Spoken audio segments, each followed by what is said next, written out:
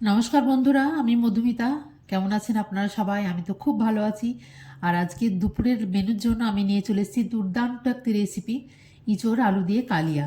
মাংসের টেস্টকেও কিন্তু হার মানাবে, এত দুর্দান্ত খেতে হয়। তো চলুন, আমার রেসিপিটি দেখার অনুরোধ রইল। আর আমি আপনাদের সঙ্গে এই রেসিপিটি আজকে শেয়ার করব। তো এখানে আমি ইঁচড়টাকে ভালোভাবে কেটে নিয়েছি, কেটে ভালোভাবে পরিষ্কার করে ধুয়ে এখানে প্রেসার কুকারের মধ্যে জল গরম করে একটু দিয়ে দিলাম পরিমাণ মতো হলুদ। তারপর ইঁচড়গুলোকে একটু ডুমো ডুমো বড় করে আমি কেটে নিয়েছি। এখানে মিডিয়াম আছে, দুটো সিটি দিলেই কিন্তু ইঁচড়গুলো একদম সেদ্ধ হয়ে যাবে। এদিকে কড়াইয়ে তেল গরম করে ডুমো ডুমো করে কিন্তু আলুগুলো কেটে নিয়েছি।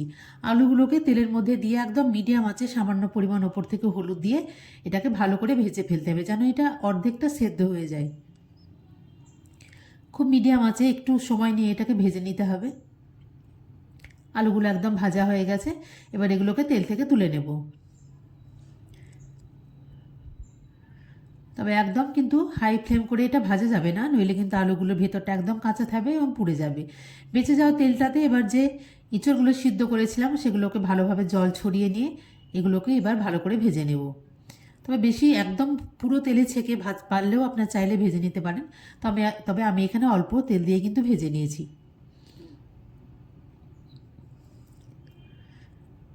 ইঁচড়গুলো খুব তাড়াতাড়ি ভাজা হয়ে গেছে, এবার ইঁচড়গুলোকেও তুলে নেব। তারপর আমরা চলে যাব গ্রেভি বানাবার জন্য প্রসেসিংয়ে। যেহেতু ইঁচড়টা আগে থেকেই সেদ্ধ করা ছিল, তাই এটা খুব তাড়াতাড়ি হাই ফ্লেমে ভেজে নিয়েছি। এবার বেঁচে যাওয়া তেলের মধ্যে দিয়ে দিলাম দুটো শুকনো লঙ্কা, একটু পাঁচফোড়ন, দারচিনি, লবঙ্গ এবং এলাচ। ভালোভাবে কিন্তু ফোড়নটা ভেজে নিতে হবে। ভাজা হয়ে গেছে, এখানে আমি দুটো পেঁয়াজ ভালোভাবে মিক্সিতে পেস্ট করে নিয়েছি। বাটা পেঁয়াজটা এবার দিয়ে দেবো। খুব ভালোভাবে তেলের আঁচটা কমিয়ে একদম পেঁয়াজটা ভালোভাবে ভেজে ফেলতে হবে। পেঁয়াজটা একটু ভালোভাবে ভাজা হয়ে গেলে কিন্তু এখানে আমি একটা মিক্সির মধ্যে আদা, রসুন এবং কাঁচা লঙ্কা পেস্ট করে নিয়েছি, সেটা আমি 2 চামচ পরিমাণ দিয়ে দেব। এটাকেও খুব ভালোভাবে মিশিয়ে নেব। বাটা মশলা দিলে কিন্তু সমস্ত রান্নাতে এই টেস্টটা কিন্তু দারুণ হয়, অনবদ্য হয় খেতে, একদম বিয়েবাড়ির রেস্টুরেন্ট স্টাইল বা বিয়েবাড়ির স্টাইলে কিন্তু আপনারা তৈরি করে নিতে পারবেন। এখানে আমি কালারের জন্য একটু দিয়ে দিলাম কাশ্মীরি রেড চিলি পাউডার আর একটু হলুদ গুঁড়ো। ভালো করে দুটো মশলাকে মিশিয়ে নেব।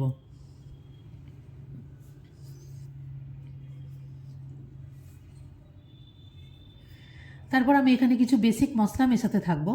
যেমন আমি নিয়ে নিয়েছি টমেটো পেস্ট। আপনারা চাইলে টমেটো কুচি করেও কিন্তু মেশাতে পারবেন। 2 থেকে 3 চামচ পরিমাণ আমি টমেটো পেস্ট এখানে মিশিয়ে দেব।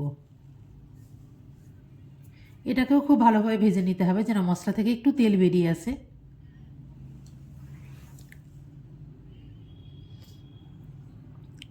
এখন আমি কিছু আরও মশলা মেশাতে থাকবো, বেসিক মশলা। যেমন নিয়ে নিয়েছি আমি এখানে ধনের গুঁড়ো 1 চামচ পরিমাণ এবং জিরের গুঁড়ো 1 চামচ পরিমাণ। মশলাটা যেন পুড়ে না যায় তার জন্য একটু সামান্য পরিমাণে জল দিয়ে কিন্তু মশলাটা কষাতে থাকবো।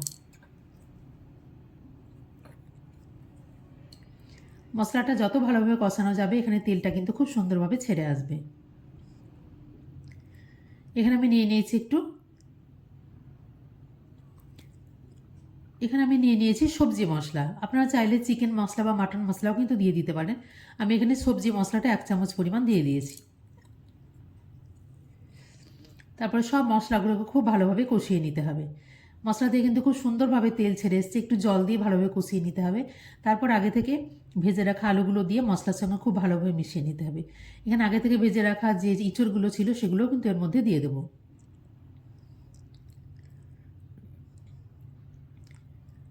এই এঁচোড়টার ওজন ছিল প্রায় 500 থেকে 600 গ্রাম মতো। তারপর এঁচোড় এবং আলুর সঙ্গে মশলাটা খুব ভালোভাবে মিশিয়ে নিতে হবে।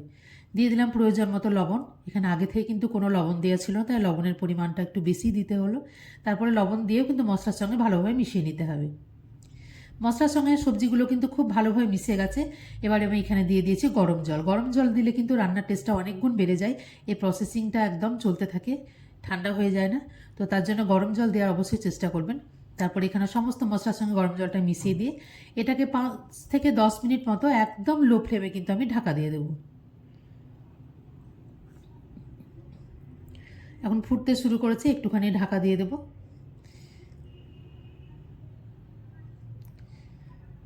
5 থেকে 10 মিনিট পরে দেখুন এটা কিন্তু একদম সুন্দরভাবে সেদ্ধ হয়ে এসছে। একদম নরম হয়ে গেছে, আলুগুলোও সেদ্ধ হয়ে গেছে, এঁচোড়টা আগে থেকে সেদ্ধ করা ছিল।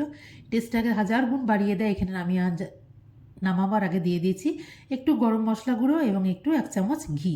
তারপর এটাকে আঁচটা বন্ধ করে একটু স্ট্যান্ডিং টাইম দিলেই কিন্তু আমাদের একদম রেডি গরম গরম দুপুরে ভাতের জন্য ইঁচড় আলুর কালিয়া। যে কোনো দিন ছুটির দিন বা বাড়িতে কোনো গেস্ট আসলে অবশ্যই এখন হাতের কাছে ইঁচড় পাওয়া যাচ্ছে, তো আপনারা বানিয়ে নিতে পারেন। আমার এই রেসিপিটি যদি আপনাদের ভালো লাগে আমার চ্যানেলটিকে অবশ্যই সাবস্ক্রাইব করবেন, লাইক শেয়ার এবং কমেন্ট করবেন, এবং আমার চলার নতুন পথে আপনারা অবশ্যই সঙ্গী হবেন। পুরো রেসিপিটি দেখার জন্য ধন্যবাদ।